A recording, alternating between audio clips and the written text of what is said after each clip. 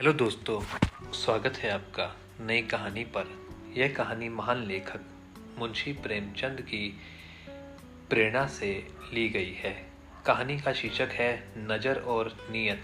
चलिए सुनते हैं inspiration story. Munshi Premchand, famous writer.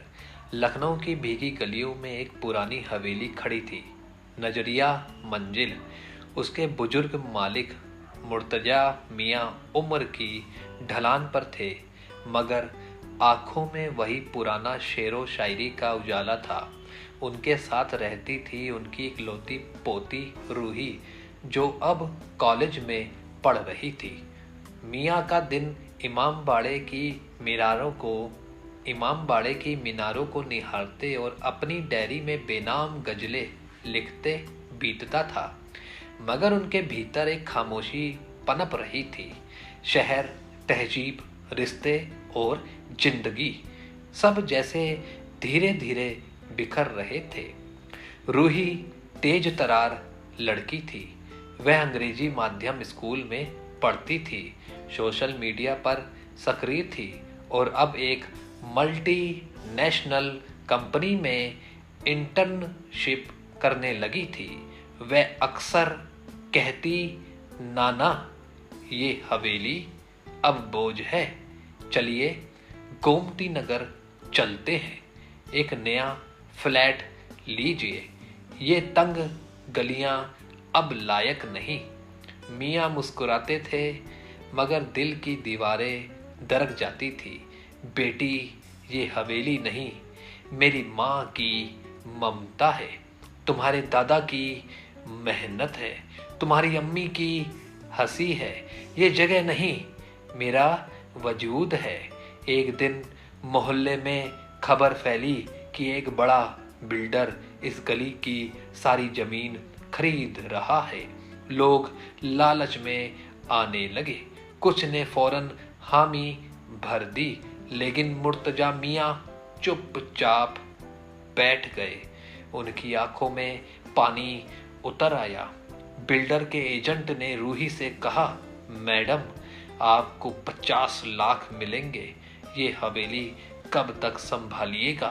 Ruhi डगमगा गई। उसे लगा अब शायद वक्त आ गया है। उस रात मुर्तजा मियाँ चुपचाप बैठे रहे।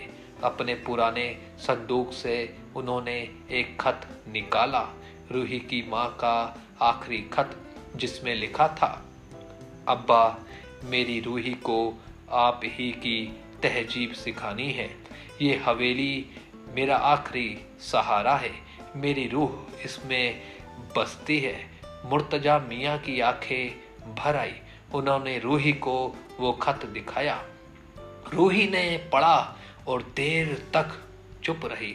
सुबह हवेली के बाहर बिल्डर के लोग आए कागज लेकर, लेकिन दरवाजे पर एक नोट टंगा था, जिस पर लिखा था, यह हवेली बिकाऊ नहीं है, यह तहजीब है, दुकान नहीं। नीचे दस्तखत थे, रूही बानो। बिल्डर वापस चला गया। कुछ ही महीनों में रूही ने हवेली के एक हिस्से को लखनऊ साहित्य सभा बना दिया, जहां हर हफ्ते गजल, कहानियां और शायरी की महफिलें सजने लगी।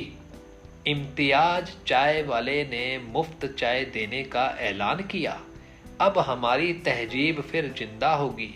मुर्तजा मियाँ की आंखों में चमक लौट आई थी। उन्होंने धीरे से कहा, रूही, तेरी नजर अब नीति बन गई है और यही असली लखनऊ है। एक शाम मुर्तजा मियाँ चुपचाप अपनी कुर्सी पर बैठे रहे।